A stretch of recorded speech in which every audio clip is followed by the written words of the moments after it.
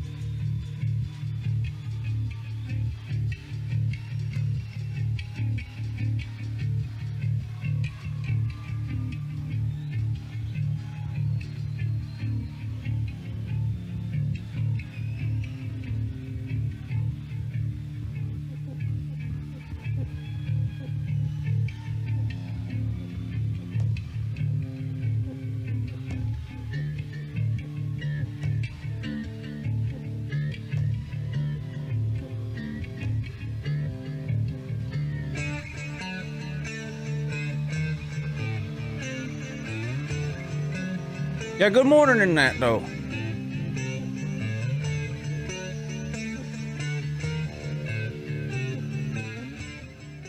How's everybody doing?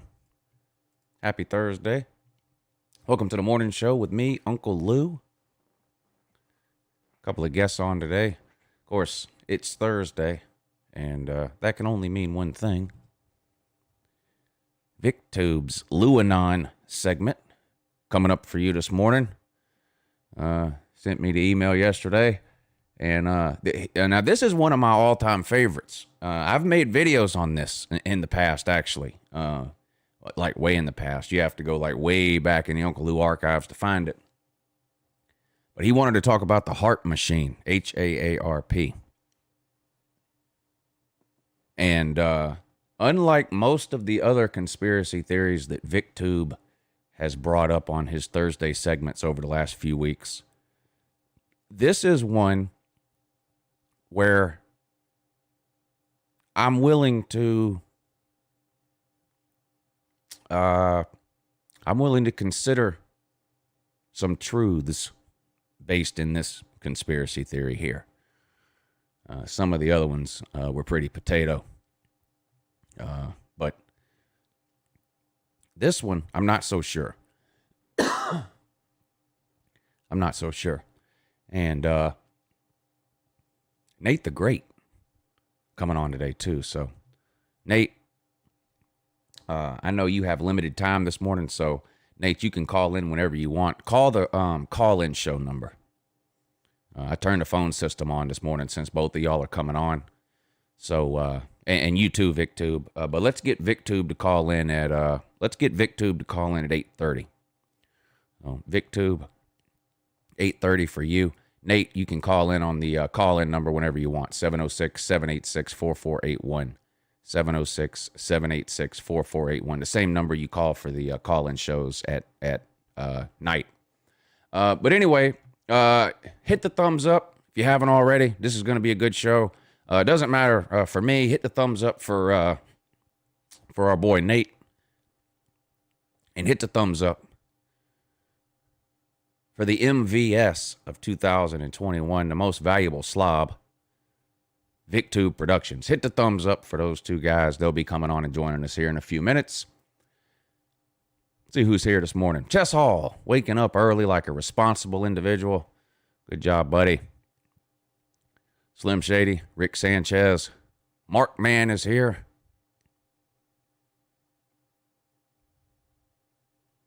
Alejandro. Captain Trips, Bacon and Jet. Mountaineer Mike, what's up, buddy? Bears, Cubs, Canes, good to see you in here, sir. Rob Dog, D4 Sports, what's up, buddy? Big Dog Brett, good morning to you. JoJo. Robbie Westerman. Appreciate all of you tuning in. Georgia's added yet another home and home with a Power 5 opponent. For the next 13 years, Georgia has at least 2 Power 5 non-con games a year. In some years, they have 3. So I don't want to hear a single peep out of these Big Tenors, particularly these sucknuts, about scheduling FCS teams or directional schools in November. I don't want to hear anything about that. When Ohio State plays 3 non-conference Power 5 teams in a season, then they can open their mouth to me. Till that day comes, keep that mouth shut and filled with sucknuts. Pack them in your cheek like a damn squirrel preparing for winter. Okay? Thank you.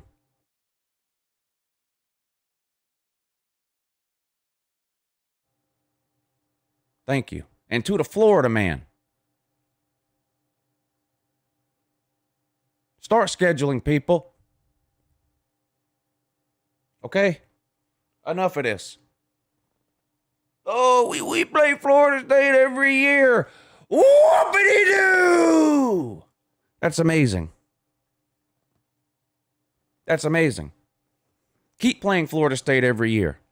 Then go play Texas at Texas too. Okay? Or at Oklahoma. Or at Ohio State. Or at Louisville. Or at UCLA. Or at Clemson. Guess what? Georgia's got a home and home with Florida State too. Whoopity-doo! Play at Notre Dame. Okay? This whole thing, I don't care. I don't care how sick you get of hearing it from me, Florida man. When you have not played a Power 5 non-con road game outside of your home state since 1992, that is pitiful. That's pitiful. Okay, how many, you've had what, 5, 6 coaches since then? How many ADs have you had? You can't just say, well, such and such AD didn't want to schedule it or such and such coach. No, it's a decision that has been made at the very top levels of Florida as an institution. We're scared to play road games against non-con Power 5 opponents outside of our home state. Yeah, we'll play at Florida State because we can take an Uber there. We're not traveling. That's pitiful. Since 1992, not one single time.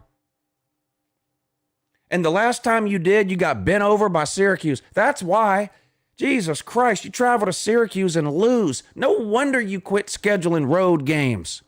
My God, that's just absolutely pitiful.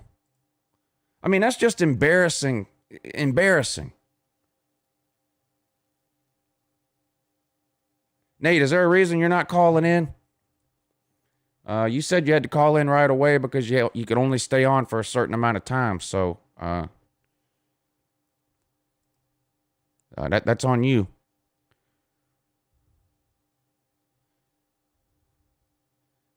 I mean, I'm serious. That's a long time. That's not a scheduling quirk. That's a decision. That's a long-term plan. Alex G, every brain-dead fan, that's how I know, every brain-dead fan says that, no matter which team they're a fan of. Find a brain-dead Tennessee man and ask him who I make most of my videos about. He'll say Tennessee. Find the brain-dead Miami man. Ask him who I make 85% of my videos about. He'll say Miami.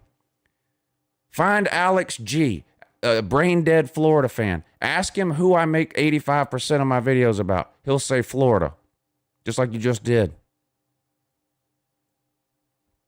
Look at C-Dog will tell you. C-Dog, who are all my videos about?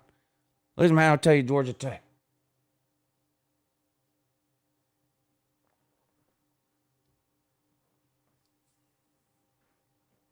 The basic mind of a simple man only hears that. The basic mind of a simple man. He said Florida. All of his shows must be about Florida.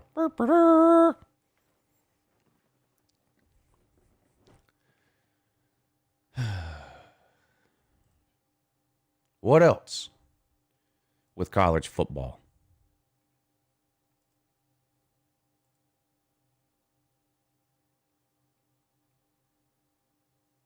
If you're mad, send your emails to bvdincorporated@yahoo.com. Now,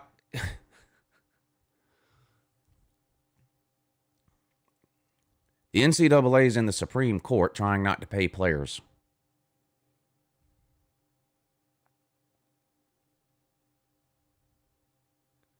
Who remembers Chad Morris? Is the Arkansas man in here? Is Arkansas man in here? Who remembers Chad Morris? Chad Morris got hired. Can you believe that? Chad Morris somehow made Arkansas worse. Imagine that. Think about that for a second. Think about that for a second. Chad Morris somehow made Arkansas worse. that would be like Josh Heupel going 2-12 at Tennessee this year. Like, how can you get any worse? But Chad Morris found a way at Arkansas. But don't worry, he landed on his feet, found him another job at a high school in Texas.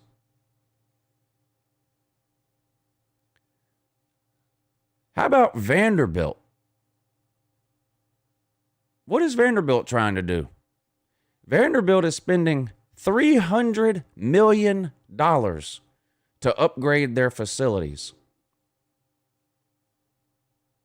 Lou, if we don't let fans in the stands, these colleges are going to lose money.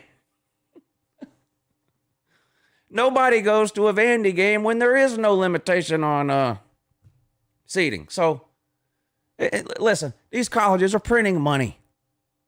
They're printing money.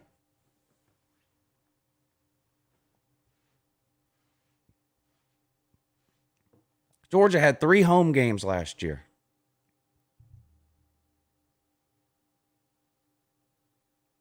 With 25,000 people. They're not in the poorhouse. Neither is Vandy. $300 million to upgrade facilities. And $300 million is a lot even in football money. You know, we hear these huge numbers all the time. Oh, such and such is $100 million stadium expansion. Such and such team's getting a $150 million indoor practice facility. $300 million is a lot of money in any context you look at it. In any context. That's a lot of money. Vanderbilt spending $300 million to upgrade facilities. All that baseball money.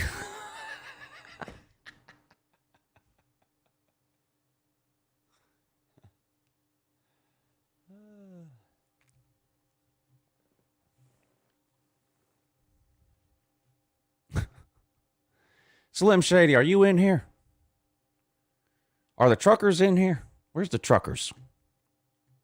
Mark Mann, thank you for the super chat this morning, sir. I appreciate you supporting small business by clicking the super chat icon at the bottom. I thank you, sir. He says, good morning, Lou. I'm the brain dead Kentucky man here. Here's to you for always making me laugh. Thank you, sir. I know all I do is talk about Kentucky, so I apologize for that. Thank you for supporting the show, Mark, man. That means a lot to me. Thank you. Where's the truckers at? There's Slim. Okay. I want to know, do any truckers have opinions on this? World's largest truck stop owners give huge endowment to Iowa football program. Now, first of all, do y'all know who is the world's largest truck stop owner? Anyone know?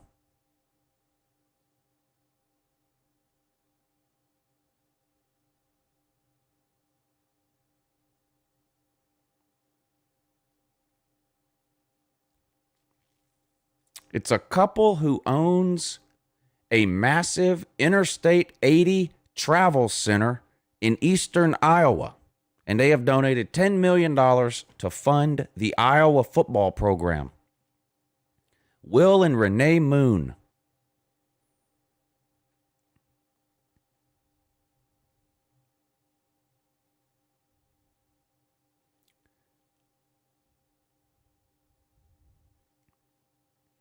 $3 million to support football. No, $5 million to support the football program. $3 million to support football and other athletics. And $2 million for revitalization of Kinnick Stadium North End Zone. Have any of these truckers ever been to this truck stop? Iowa 80 truck stop. It opened in the 1960s near Walcott. It's now called the world's largest truck stop. The travel center has 8 restaurants, a gift shop, a convenience store, a movie theater, and a museum, among other features. And of course, museums, very popular amongst truck drivers. Will Moon is a 1979 Iowa graduate. So he's the Iowa man. Renee Moon received her undergraduate degree from Iowa and graduated from the school's College of Dentistry. They're longtime donors to the program. Any of these truckers, y'all ever been to this world's largest truck stop? Big Dog Brett says it's called Iowa 80. Slim says, heard of it, never been there. Well, the next time you're on I-80, trucking through Ames, check it out. See a movie while you're there, go bowling, peruse the museum, eat at all 8 restaurants. Okay? Spend some money in the convenience store, gas up, take a shower, cap things off with a lot lizard. No? All right. Yeah. Let's see who this is. Yeah, good morning. You're on with Uncle Lou, though. Hey, Lou, it's Nate. Nate the Great or the other one?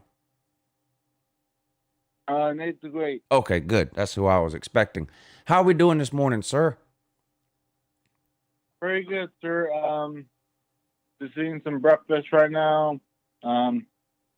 Yeah. What you eating? How are you doing today? I'm doing great. What you eating? Waffles with peanut butter and syrup. What's wrong with that? Waffles with peanut butter? Yeah. No. What's wrong? No. What's that? You don't put peanut butter on waffles. Peanut butter goes on bread or a spoon. That's it. Well,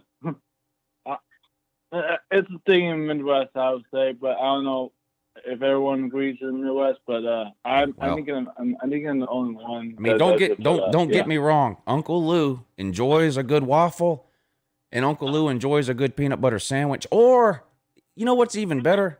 Well, first of all, the best way to eat peanut butter is just peanut butter toast. That's the best. That's the best. Yeah. That's the best way. But and probably English muffin. with peanut butter? Yeah, or English muffin. No. On an English muffin, you put Canadian bacon, which is basically ham. Let's just be real. Oh. An egg and one piece of cheese. You know what that's called? What's it called? It's called an Egg McMuffin from McDonald's. Right. Which is the best breakfast sandwich on planet Earth and has been for the better part of 50 years. Well, if you could hear my dad laugh, that's my dad. Oh, okay. Well, tell Dad we said good morning, and I'm gonna let this slide with this peanut butter and waffle thing that you're talking about. But Nate, when you go out to breakfast, let's separate it. Let's separate fast food breakfast from sit down breakfast. So if you woke up this morning and somebody said, Nate, I'll take you to any drive-through you want for breakfast, but it's got to be a drive-through. Where would Nate want to go for fast food drive-through breakfast? Yeah. For breakfast, probably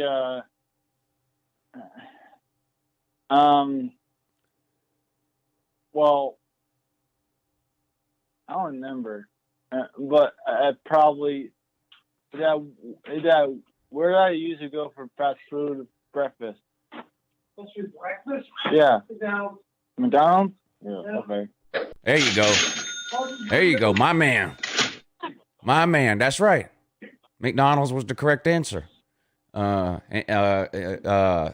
a chicken biscuit from either Bojangles or Chick-fil-A would be a close second, but McDonald's is the clear-cut winner. Now, if you were going to go sit down and eat breakfast, like, so Cracker Barrel.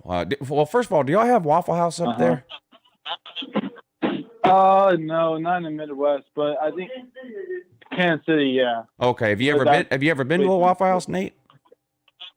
Yeah, I have in Florida actually. Now Waffle House is my favorite. Waffle House is my favorite sit-down breakfast. But what do you have a sit-down breakfast place like, I don't know, Denny's, Cracker Barrel, IHOP, Waffle House, Huddle House? I don't know. Yeah, we have some Denny's up here in Omaha and IHOP. And we do some Cracker Barrel too. But we need some Waffle Houses. Yes, you do. Something, but yeah, I love Waffle House when I first time tried it. Yeah. And I had like with waffles, and it's kind of like a dessert waffles actually. I don't know if you tried it. What? No dessert waffles. Nate. No. I do feel bad for you that you don't have any choking pukes up there. Well, which is what we call a Waffle House down here. But now take a guess, Nate. How many Waffle Houses are in the Augusta area? Oof. Had a guess.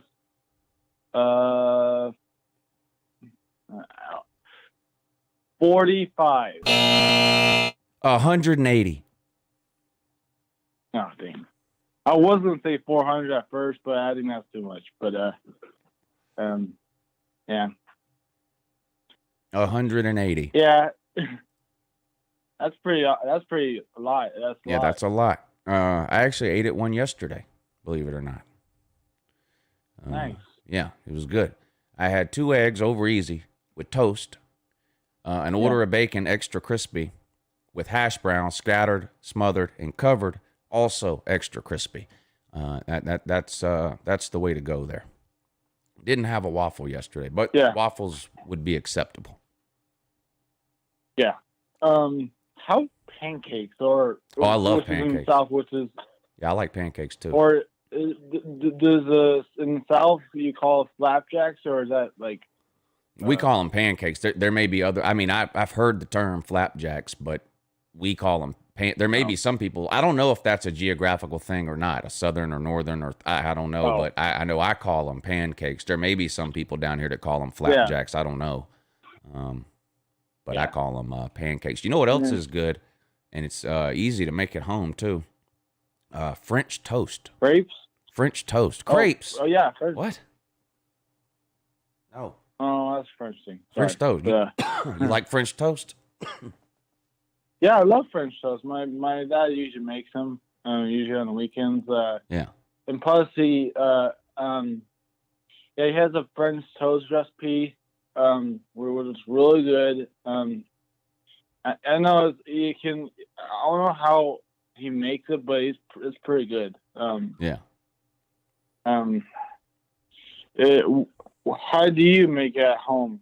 You just mix up a couple of eggs with some milk, stir it around. Yeah. Add a little cinnamon to it, and then you just take a piece of bread, drench the bread in the mixture that you just made, and then you cook it in a pan on the stove, a couple of minutes on each side, and you're good to go. Smother it in syrup, and you're ready to slap somebody. That stuff's good. Yeah, I think that's the way my dad does it, like with a little bit of milk and eggs. Yeah. And some people put powdered sugar on there. I don't put the powdered sugar on there. I'm not slobbish enough. Powdered sugar goes on funnel cakes. Come on. I can talk even more. Right. Never mind. So yeah, come on. We're talking about like what kind of breakfast I like. Waffles and pancakes. Yeah. Let me ask you this, Nate. We would do this sometimes when I was a kid, and now I do it sometimes for my kids. You ever cook homemade breakfast for dinner? Yep. Isn't that the best for some reason? For some reason, if you eat breakfast for dinner 3 or 4 times a year, it's like the best dinner you ever. You know, somehow it's even better than if you eat it for breakfast. Yeah. Now, if you did it every night, it would be the same. But I don't know. It's like my kids get all excited when they come home and I say, "Guess what we're having for dinner? Breakfast." You know what would be a good name for your family for dinner when you have breakfast? What? Brinner. Brinner. Like breakfast and dinner. Yeah. Winner, chicken Brinner. Yeah, I like that, Nate. I like that. Yeah, I actually made it out while when I was little. Yeah. You know, a few weeks ago, everybody was out of town, and I was here by myself on the weekend. And for dinner, Mm-hmm. I fried an entire pack of bacon, and that's it. And I sat on the couch and ate an entire pound of bacon, and that was my dinner. What do you think about that? I didn't know you eat bacon, Mom, or no? So you should. You don't usually eat bacon. Your brother did. Oh, well, I mean, I like bacon, but I just like the softness of some softness spots of the bacon. I just don't like the hard. I'm the opposite. I'm the opposite. Hard, yeah, I like my bacon crispy. Yeah.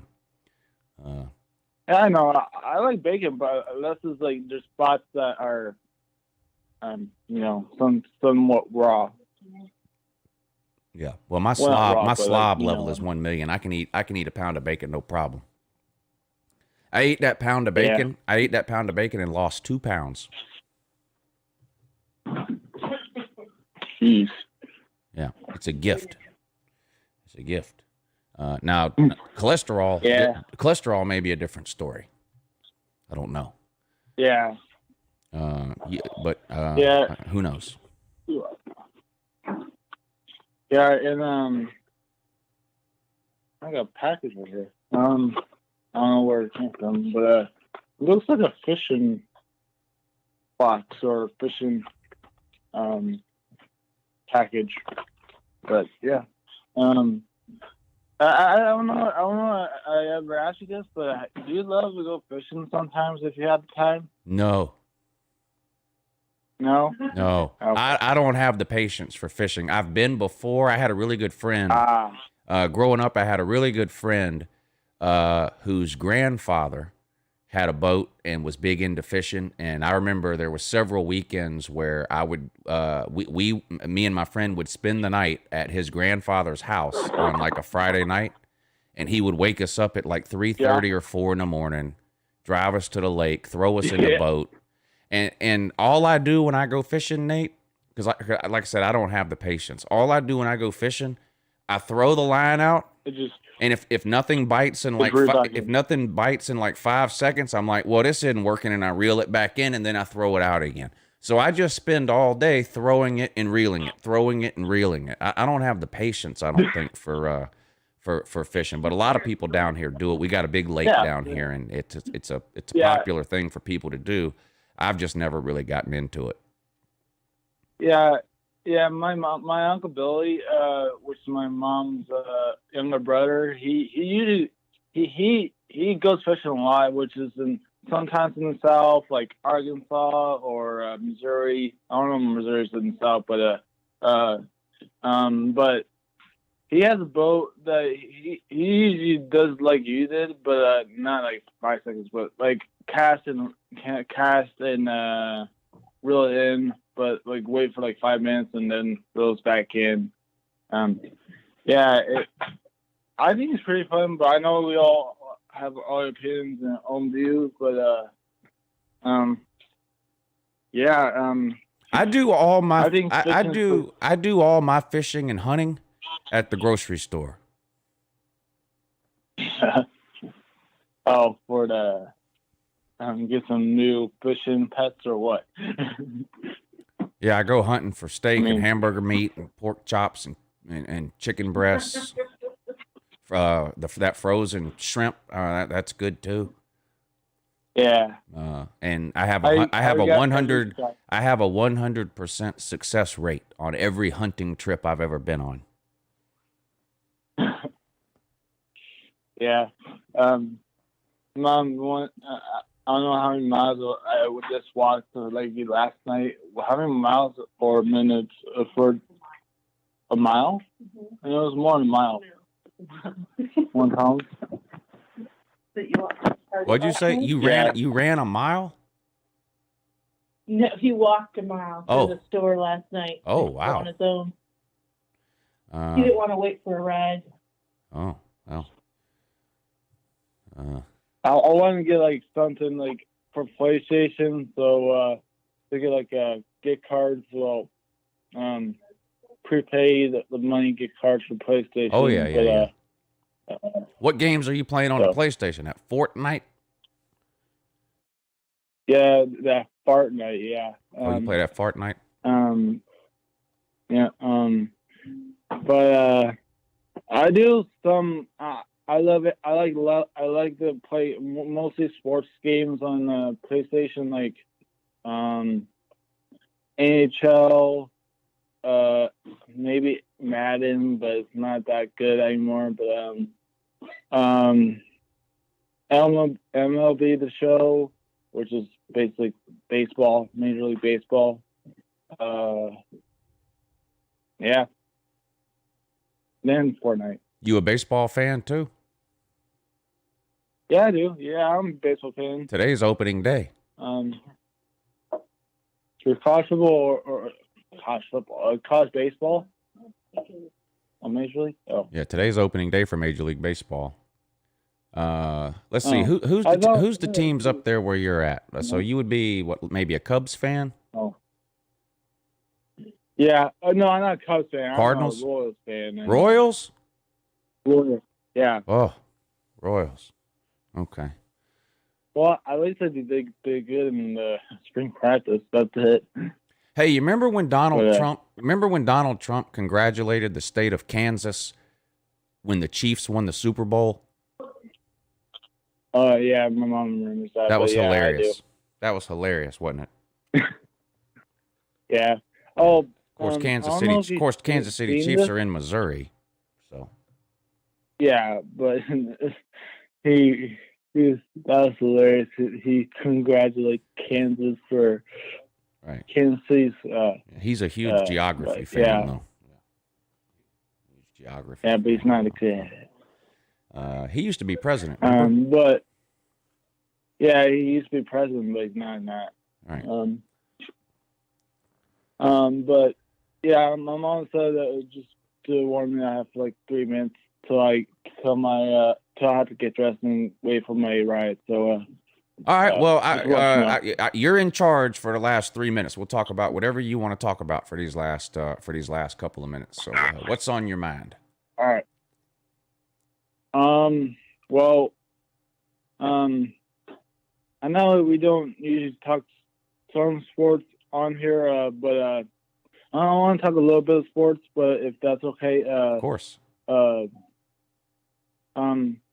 I talked with Mark Rogers and Pixon Pete last night, so I was going to ask you, in your mind, what top emerging rivalries are coming or emerging, and yeah.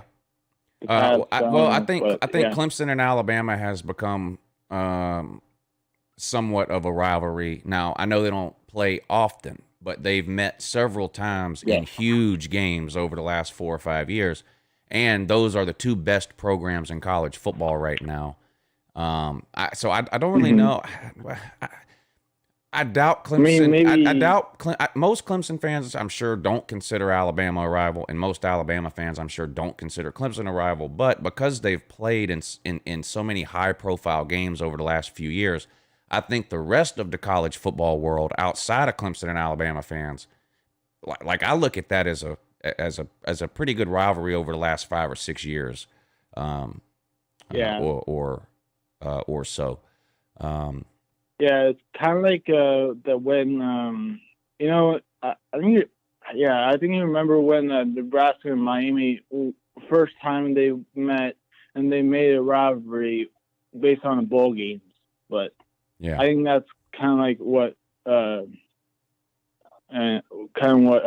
what's it called Clemson and Bama doing it right now. But yeah, I think that would be like the most high profile, like emerging rivalry maybe. Yeah, and then sort of on the other end of the spectrum, you'd have like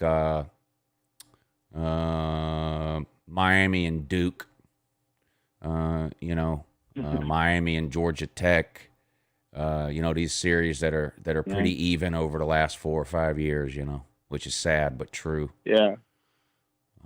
Miami and Louisiana Tech, Miami and FIU, pretty good rivalry. I don't know if you mentioned Clemson Ohio State yet. Who? Clemson Ohio State. Oh, yeah. I guess, yeah. They've played a couple of times, 3 times, I think, in the last several years. Clemson's, I think, 2-1 against them. Yeah. Because, I think 4 because, is it 3 or 4? I don't even remember. But how about this, Nate? How about a game that used to be a huge rivalry that we haven't seen in a long time, but we're seeing it again this coming season? Nebraska and Oklahoma. Your Nebraska Cornhuskers and Oklahoma are playing again this year for the first time in about 12 years. Yeah. Yeah. See, when I hear this, related story, I'm like really excited for this season, coming season. The battle for the Big Reds, man. I missed that rivalry so much, even though I wasn't born when it started. But well, you'll get to see it this year. You did. Actually, did you know when I was very little, when I was a little kid, I was mainly a Nebraska fan. Well, yeah, I don't blame you.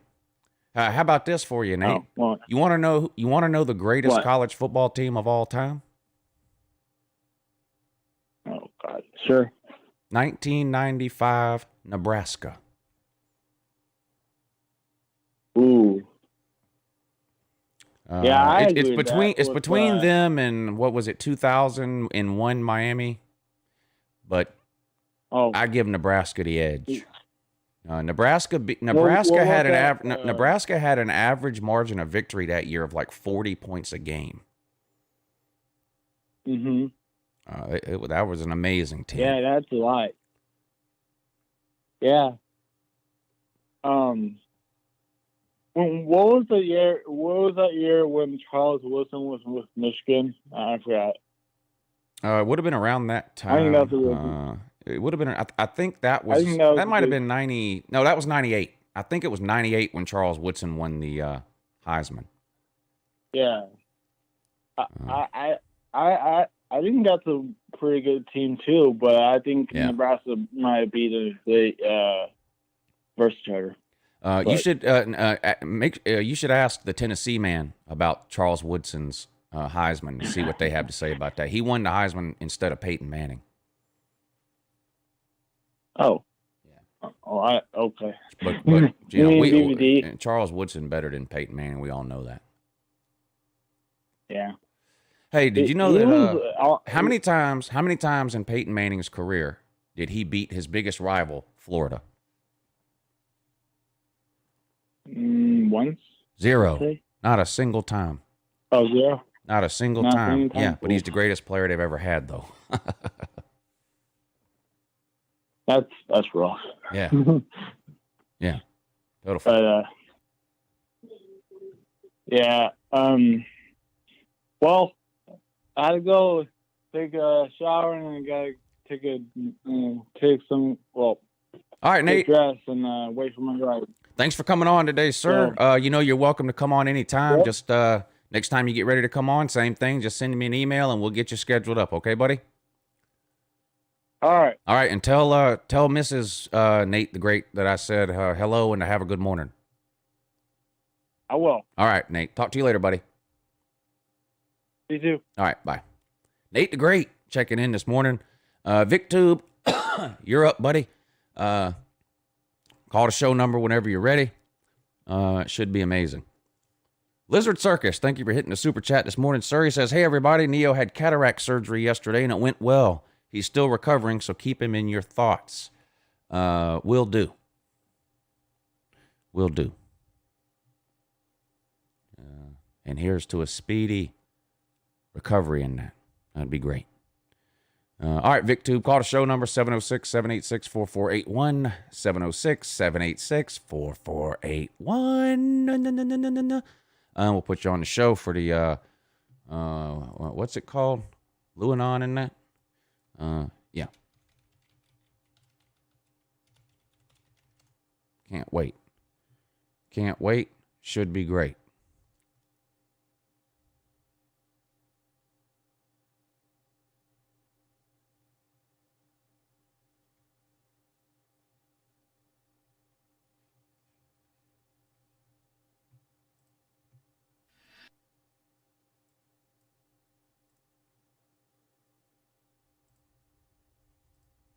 Nothing much else in the news, college football-wise. Final Four set for March Madness. I've got no chance to win, though. Now it's just all we're doing now is two things. We're sitting around and waiting to see who wins the bracket challenge that me and Pete did on the Lunch Money Show. And then if the person that wins gets the $100 or if we have to go to second place. That's all we're waiting on now. I know I picked Baylor to win it all. Based on what I've seen in the March Madness tournament, if I was going to bet money, which I don't bet on college basketball, but if I was going to bet money, I would bet money on Gonzaga winning. They've looked like the best team. But really though, Houston's fun to watch too. Again, I'm not a basketball expert, so my knowledge of what I'm seeing when I watch basketball it's I don't really have the ability to dissect what I'm seeing. I watch it casually, but Houston is a lot of fun to watch. I don't know that they're good enough to beat Gonzaga or Baylor, but they're a really good team. But Gonzaga is definitely the best team that I've seen. Again, my limited basketball analysis abilities or whatever, they're the real deal. They're the real deal. So, anyway, should we put VikTube on? You think we should put VikTube on? All right, let's put VikTube on.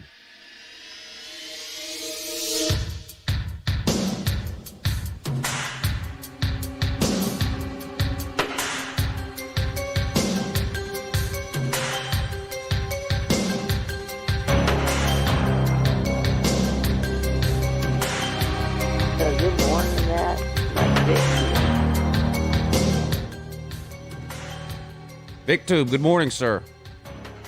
Yeah, good morning. Are you ready for this week's LouAnon segment? Yeah. And what is it we're going to be discussing on LouAnon this morning? The HAARP machine. Right. The HAARP machine, which of course stands for what?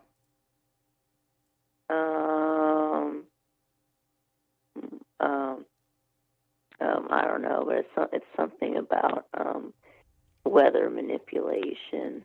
I guess one of the A's probably means atmosphere or something. No, I don't know what the letters stand for. Do you think that when you come up with your LouAnon segment, you should know about it?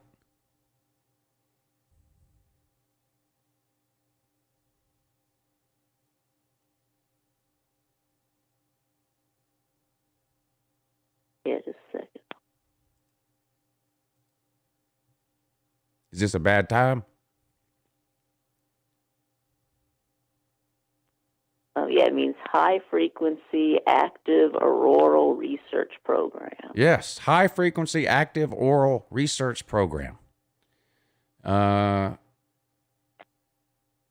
So, well, how about this? First, I'll say basically what HAARP is, and then you can get into the conspiracy stuff, and we'll go from there. How about that? Yeah. HAARP is basically a bunch of satellites and antennas grouped together. And I'll see if I can't find a picture of it to put up. Let me see. So you can kind of get an idea, those of you watching, you can kind of get an idea of what we're talking about here. Here you go. Where is that? Oh, yeah, it's right there. Here you go. This is HAARP. That's all. That's it. That's what it looks like. Now, where is HAARP, Vic?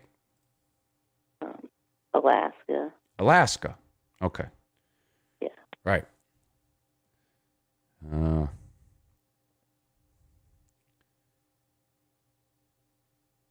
And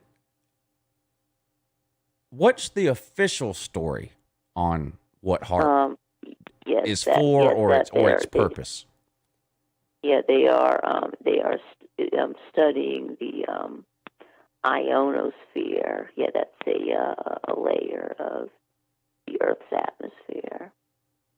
Yeah, it's the other layer above the stratosphere. Right. So the official story is that this giant field of antennas and satellite dishes and all this stuff that's pointed up in the air, the official story is that all they're doing basically is studying the weather. That's it.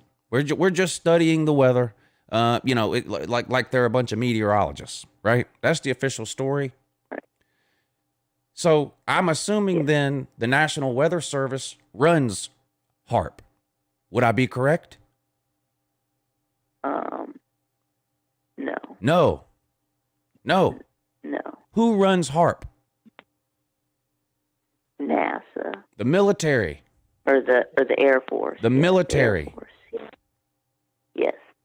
Yes. The military runs HAARP. Now, what possible reasons? I guess first we'll start with non-conspiracy. What are the non-conspiracy reasons that the military would need the world's largest weather studying station in the middle of Alaska that's harder to get into than Area 51 is? What would be some reasons the military would tell? What would they tell us they're doing? Oh, we're just studying the weather. Probably looking at solar radiation. For what purpose?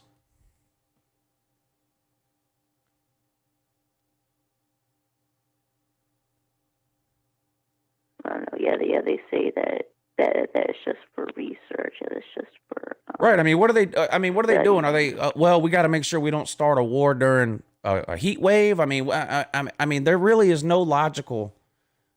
This is why. Well, first of all, for any conspiracy to gain traction, there needs to be some element of truth and believability built into the conspiracy somewhere, and almost or there has to be so little information known and publicly available about something that people are forced to guess what something might be, right? Human beings don't like to admit that they don't know something. This is a human trait, a human characteristic. Now there's another word for that too. It's called religion. We don't know what this is. So God did it. But on top of that, a lot of conspiracies fill in gaps too of things we don't know. So Area 51, for example, very secretive, signs posted, don't enter here. The government never talks about it and won't really come out and say what they're doing there. So people fill in the gaps. Oh, there's aliens there. There's a crashed alien ship there. We have aliens entombed in cryogenic chambers there because we just don't know what's there. So we fill it in on our own. That's what's happened with this HAARP thing. And then you have to have a little element of truth. And the truth is the military runs HAARP. Why? So I understand, and I'm more inclined to believe or listen or want to do more research on this particular conspiracy theory than some of the other ones that we've talked about that just seem completely ridiculous. It is very strange to me that the military would need the world's largest weather monitoring station.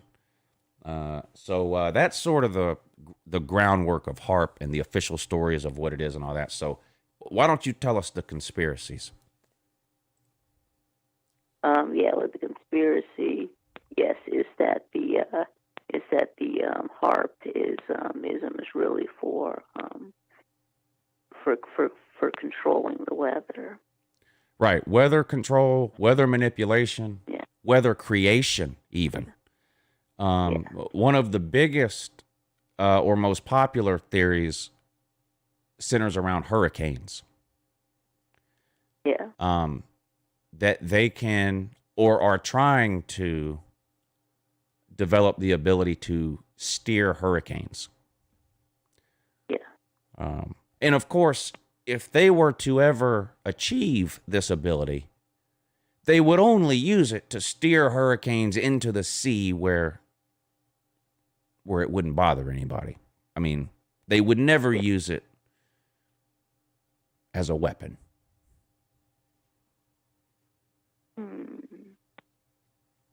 I don't know. Yes, they might. They could. Now, if the Weather Service was in charge of this HAARP machine and they came out and said, we're looking for a way to steer hurricanes into the middle of the ocean, I would believe that. I don't believe that the military is looking for a way to steer hurricanes into the ocean. I believe that the military is looking for a way to steer a hurricane into North Korea or whatever, or wherever they want, or create hurricanes, create thunderstorms, create whatever. Tornadoes. I don't see. I don't know. The military's job is to make war. I mean, that's what they do. War is our number one export, and we're good at it. There's no one better at exporting and creating war than the United States of America. We've been doing it for 250 years. Out of those 250 years, there's about 20 years where we haven't been at war. We've been at war for about 185 of those years. It's just what we do. We're a warring people here in America. And so when you tell me that the military operates the world's largest weather monitoring system in the middle of Alaska, and no, you can't go see it, no, you can't get a tour, no, we're not answering any questions. Well, I'm liable to believe some of these conspiracies here. Honestly. I remember. That you in some of your earlier videos you talked about war being America's biggest export. Yes. When you were doing all your tinfoil hat stuff. Right. It was true when I said it in 2015, and it's true now. There hasn't been a year since I said that we weren't at war. No. We're still at war now, and we're not ending that. All this, bring the troops home. The troops aren't coming home. It's not happening. Okay? World War II ended 80 years ago. We're still there. We're not coming home. We don't. The United States military does not visit places. They move in. You walk outside and you see an American military base next door. That's a permanent deal. That's not temporary housing.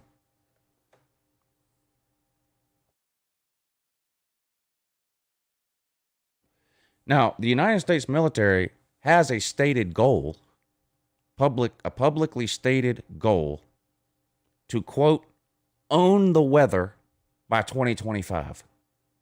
Now, this stated goal is outside of the HAARP program. It's not a stated goal put out by HAARP. It was a stated goal by the military some years ago to, quote unquote, own the weather by 2025. They actually put a date on it. Well, having the world's biggest weather monitoring station and weather manipulation station seems like a pretty good effort to achieve that goal, does it not? Yeah. Right.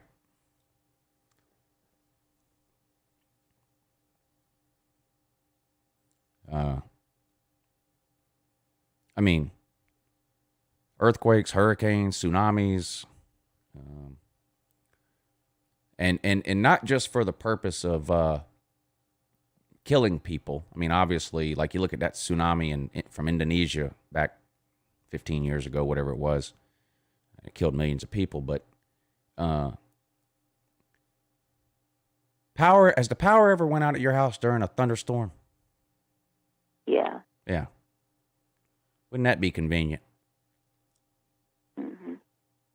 If right before we were getting ready to bomb somebody, all their power went out. Right. Yeah.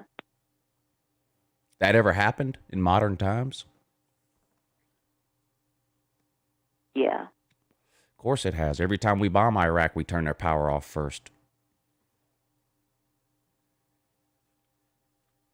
We just have a light switch that does it, though. That's what they tell you. We just have a light switch. We just flip the switch, turn their power. That's what they tell you. It has nothing to do with HAARP. That's what they tell you. Okay. Yeah, the power grid is always the first target.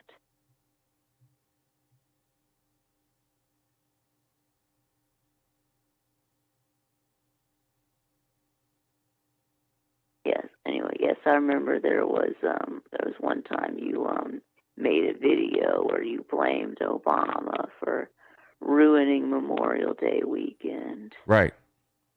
Well, if the United States has the ability to control the weather, who in the United States specifically would hold that power? The president. Right. The commander of the military. HAARP is a military installation. Yeah. Who's in charge of the military? Yeah. The president of the United States. The president. Right. So when they make it rain 3 days straight around Memorial Day, there's only one person to blame. Obama. Yeah. Right. Georgia loses, you don't blame the water boy. Do you? No. No. You blame the head coach. Ultimately, it's his responsibility. Thanks a lot, Obama. Yeah. Yeah, thanks, Kirby. Ruined my whole Memorial Day. Not just the day, the entire weekend. Yep.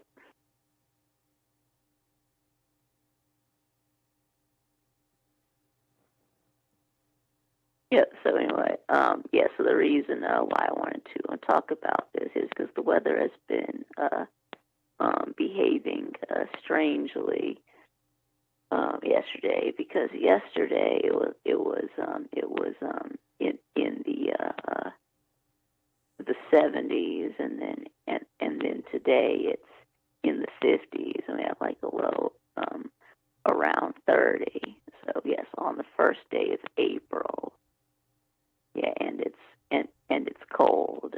So right. Yeah, when it's not supposed to be cool, when it's not supposed to be cold.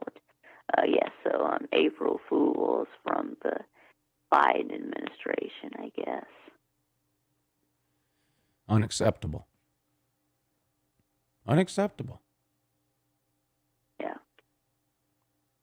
Now, there's some things that the people at HAARP, and they are very secretive. Usually their answer is, we can't tell you, and their reason is, quote unquote, national security. Now, Yeah. what studying the weather would have to do with national security is anybody's guess. But that's their canned answer to any question. Can't tell you national security. But they have issued statements from time to time admitting certain things. They have admitted to electromagnetic testing and research, like firing pulses of electromagnetic frequencies into the atmosphere. You know, well, we just wanted to see what it would do, that kind of thing. You know, this would be like, this would be like, well, we're only detonating a bunch of nuclear bombs in the desert because we just want to see what it'll do. We don't intend to use it. We just want to know what it'll do. Yeah, right. Yeah. Yeah, we just want to see what it would do. Yeah. We promise we won't use it. We're just seeing what would happen. And how did that work out? How did they? For the people of Japan, how did that work out? Oh, bad. Right. There's still people over there being born with 3 eyes and stuff. You know what I'm saying? Yeah. Right.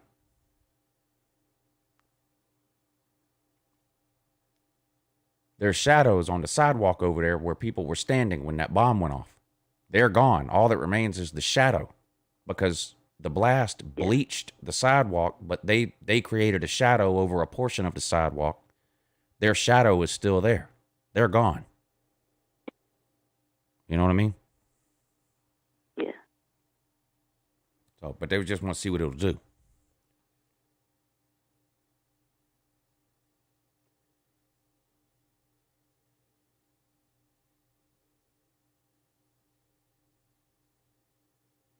I mean, on the official HAARP website, it says, HAARP is a scientific endeavor aimed at studying the properties and behavior of the ionosphere, with particular emphasis on being able to understand and use it to enhance communications for both civilian and defense purposes. Now, they can already listen to anything we say through cell phones. They're doing that now. They read our email already. What do they need? What does the weather have to do with that? Nothing. No. And this is how this stuff always goes. Yes, okay, give us this power. Give us this. Let us research this. Let us figure this out. We promise to only use it for good. You know, this is what they do. Yeah. Yeah.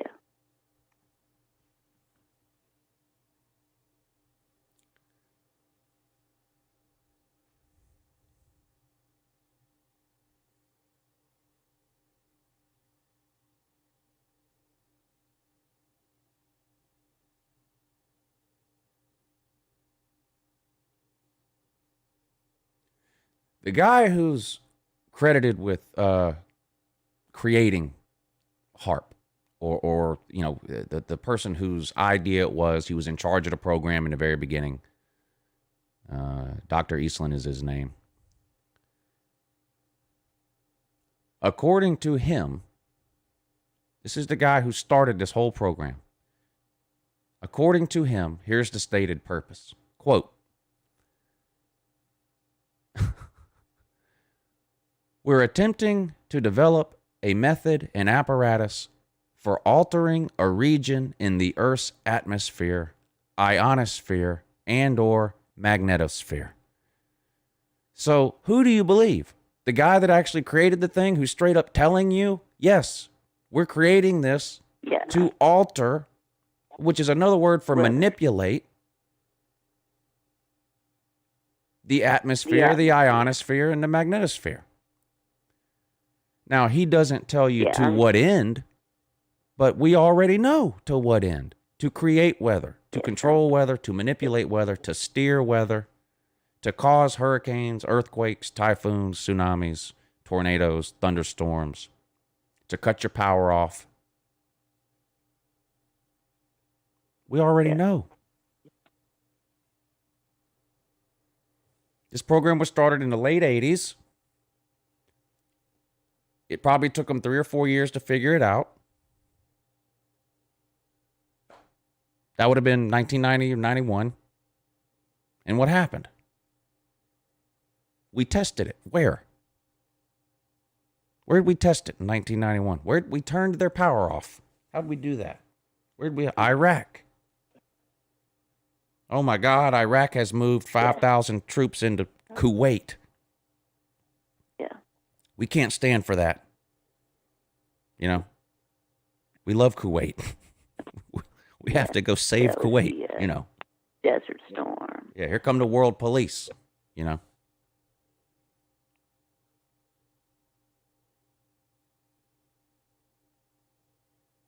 We gotta let's turn their power off and bomb them. Let's see if this thing works.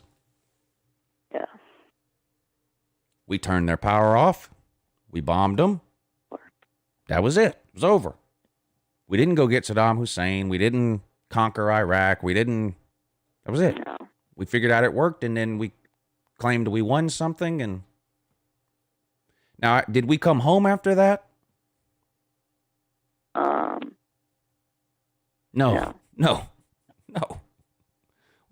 Right. Yeah, we set up a base. We've been there ever since, and ever since we set up bases there.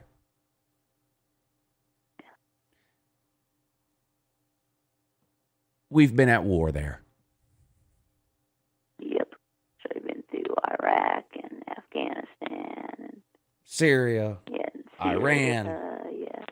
You know, and then we sit around and scratch our heads and go, I don't understand why these people hate us. You know? Yeah, it's obvious. I say this all the time, but like we're I don't know, name a country we don't have a problem with. Let's see. We don't have a problem with, I don't know.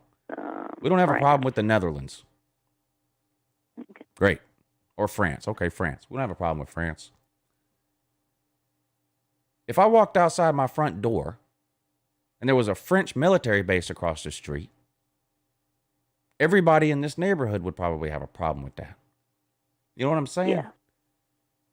Like, you know, why are we there? Anyway, back to the HAARP machine. Right. Yeah. Well. The reason that doesn't happen, yes, because strong nations don't set up bases in other strong nations. So, like, we don't have any. You want to know where? Yeah. Here's a list of countries. China or right. Russia. Here's a list of countries where we don't have bases in China and we don't have bases in Russia. Now, how many wars have we been involved with China and Russia over the last 50 years? Zero. Not a single one. Those also happen to be two of the only other countries on planet Earth with a legitimate military.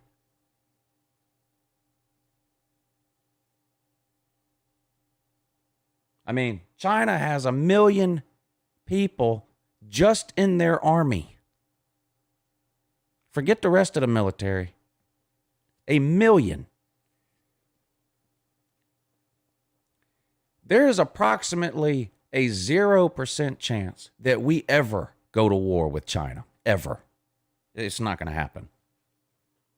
And there's a 0% chance they would go to war with us for the same reason. It's just never going to happen. But yes, so we'll go to the sandbox and blow up these, you know, third world countries that are still living in the Stone Ages.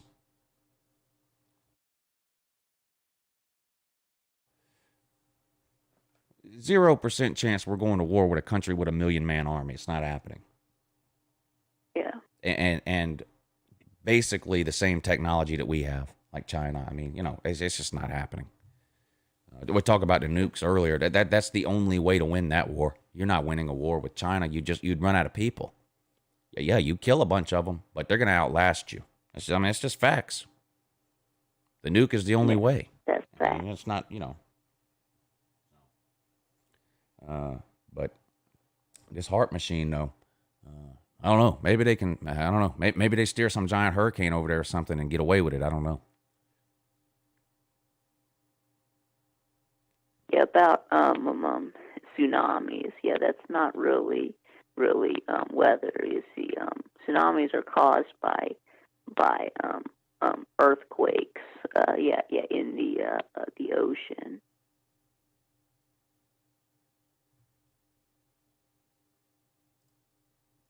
And then technically earthquakes are not weather. So. Well, but the HAARP machine, I mean, earthquakes are a part of the HAARP machine conspiracy. Yeah. So I guess the ability to trigger earthquakes. I guess they'd be sending those electromagnetic waves into the ground, right? Well, I don't know the details. That's your responsibility, but I have a list here. Concerned HAARP researchers, blah, blah, present evidence suggesting that these disturbances can even be used to trigger earthquakes, hurricanes, and control the weather. Yeah. So, I don't know. Yeah. So I guess that includes earthquakes. Okay. And then there was AARP. No, that's health insurance. Yeah. I have another list of quotes here from the guy who developed the HAARP machine originally back in the 80s. We have successfully raised the temperature of the ionosphere by hundreds of degrees. Hundreds. Cool. A mean and method is provided to cause interference with or even totally disrupt communications over a very large portion of Earth. Yeah. They can jam communications. This is from the guy who created HAARP. It is possible to take advantage of one or more such beams to carry out a communications network, even though the rest of the world's communications are disrupted. It can be used as an advantage for positive communication and eavesdropping purposes. Cool. Is the National Weather Service in the business of eavesdropping on people? No. No.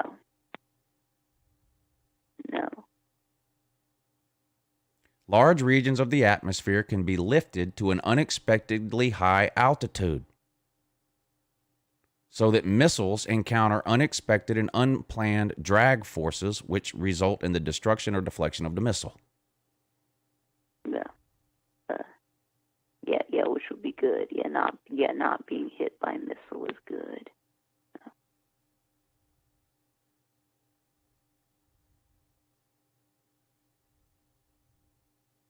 Possible future developments include using electromagnetic pulses as a defense against incoming rockets.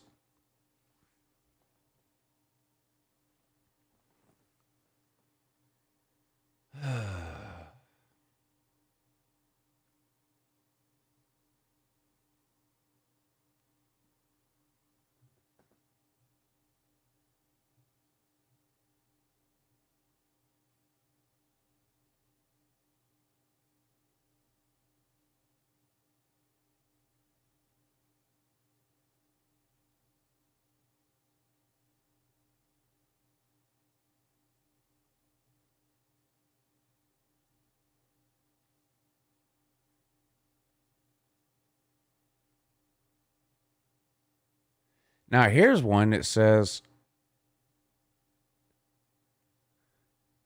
I don't know if I've heard this before. Tell me if you've heard this, Vic, about the HAARP machine. What? The military has been using the HAARP facility to develop the capability to influence and control human emotions. Uh-oh. You ever wake up and feel sad for no reason? You can't figure out why? HAARP machine.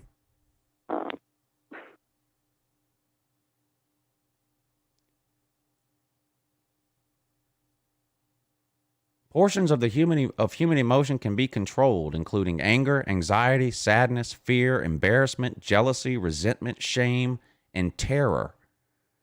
All have been identified and isolated with certain EEG signals.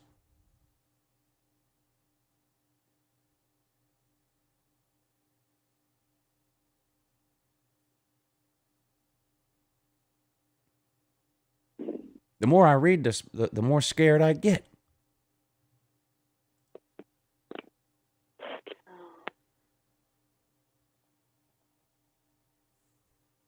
Slim, it has to be. Slim points out how many more people now are on like antidepressants and stuff than ever before. Well, HAARP machine. Yeah, what about when I wake up with a boner? That's mostly because you haven't been laid.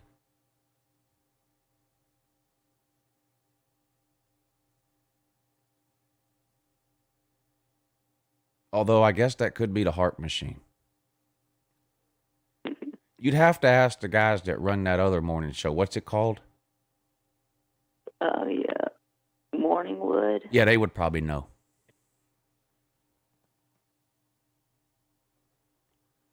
They would probably know.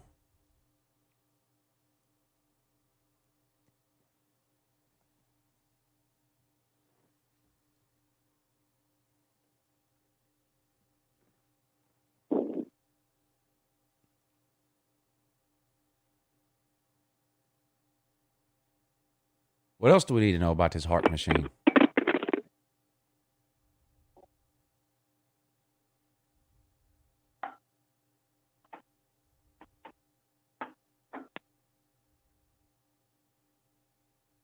Nothing?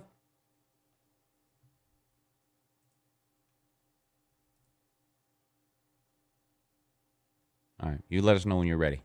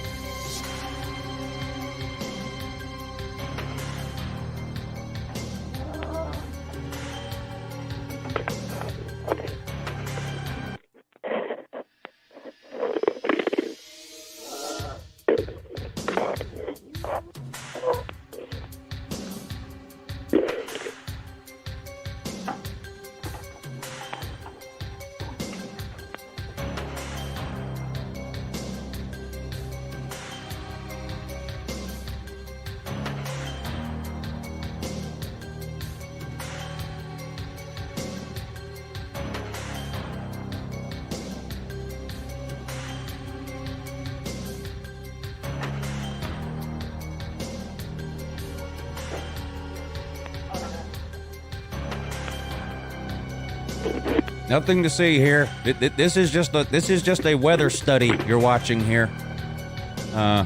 This is video of HAARP shot from a long way away, but this is video from the HAARP machines. All they're doing is studying the weather here.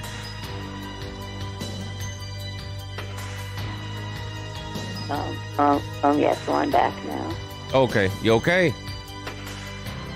Yeah. Sure. Yeah.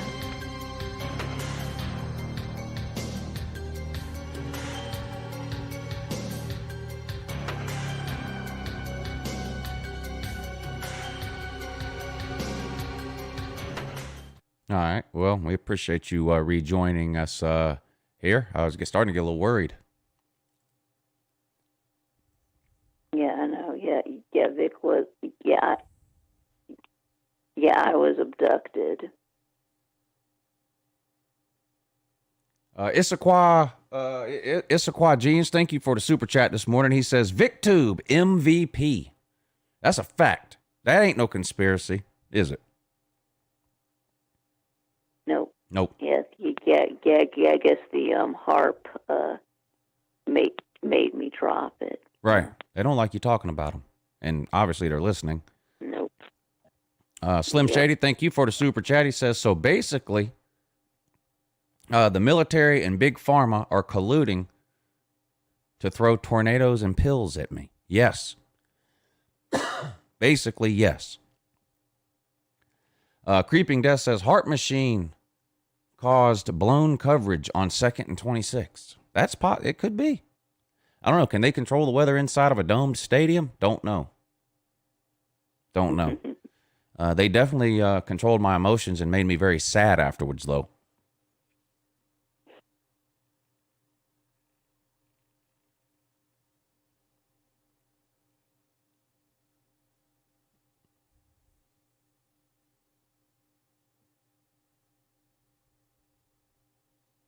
Yep. Butthead says they hit Bryce Ramsey with the HAARP ray.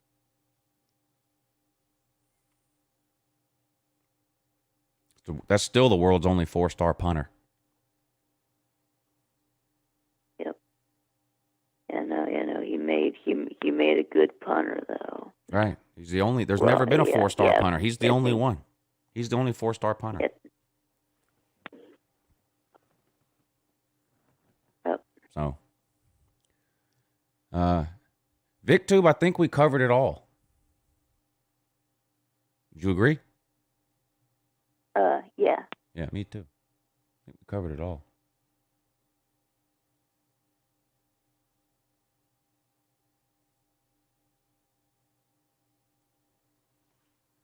Any last words for us today?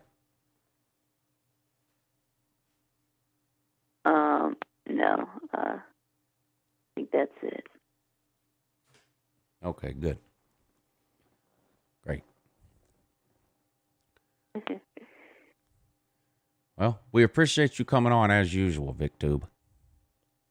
Yeah, well, I appreciate you having me on. You guys make sure you subscribe to VikTube Productions. Live streams every Friday for you?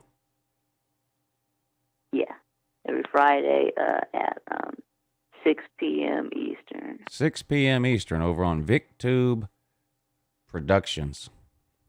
Make sure you check it out. You'll be glad you did. All right, Mike Vick, thanks for coming on today, buddy. I loved these. This is I'm liking this more and more every time we do it. This one was my favorite one too because it wasn't about anything that would make people mad. I don't think. Yeah. Some of the other ones might have irritated some people, but this one was. I think everybody could enjoy this one, whether you agree with it or not. I don't think anybody. I don't think there was any reason for anybody to be upset about anything they heard today. So this was a good one. I can't wait to do it again next Thursday, though. Yeah, me too. All right, VikTube. Enjoy the rest of your Thursday and have a great weekend too. Yeah, you too, Lou. All right, buddy. Mike Vick checking in like he does every Thursday. LouAnon with VikTube Productions. where he educates us once a week on all the conspiracies worth knowing about, which is all of them, which is every single one of them. So, but that's going to do it for today's show. Gonna get out of here a little early. I've decided to stop making myself do a 2-hour show when there's not 2 hours worth of show to do. A lot of days there are. Mondays when we have 2 people on and whatever else. But so 30 minutes early today. No one would mind. I don't think anyone will mind. I really appreciate y'all tuning in, though. I really appreciate it. Hit the thumbs up on your way out if you haven't already. Big shout out to those of you who chose to support the show with the super chat this morning. That's what keeps these shows going. So big shout out to you guys. Creeping Death, Slim Shady Canes, Issaquah Jones, Lizard Circus, and Mark Man. Really appreciate that. That means a lot.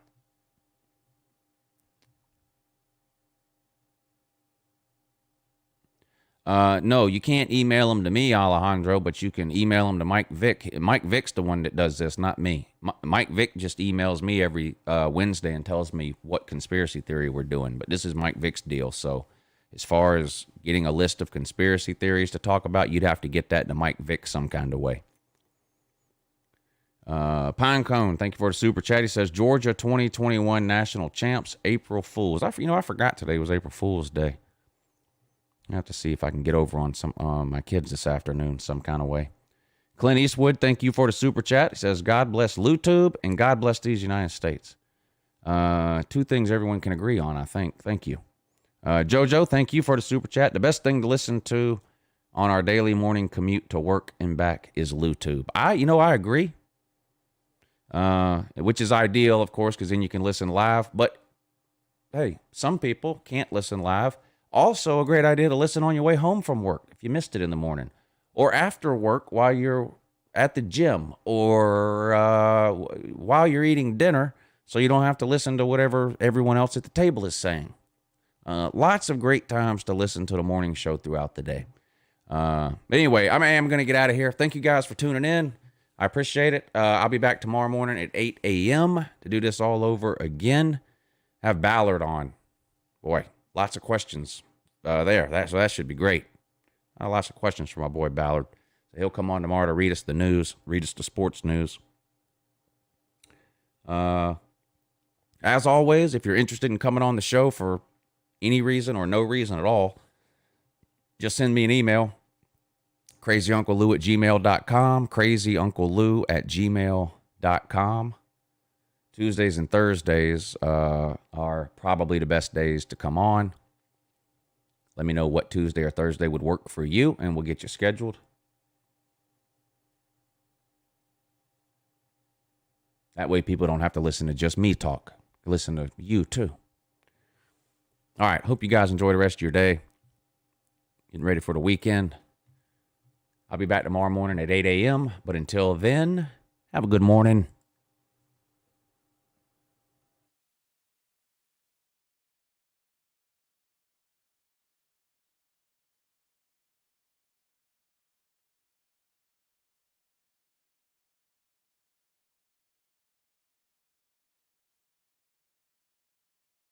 Manny Diaz didn't know how to recruit.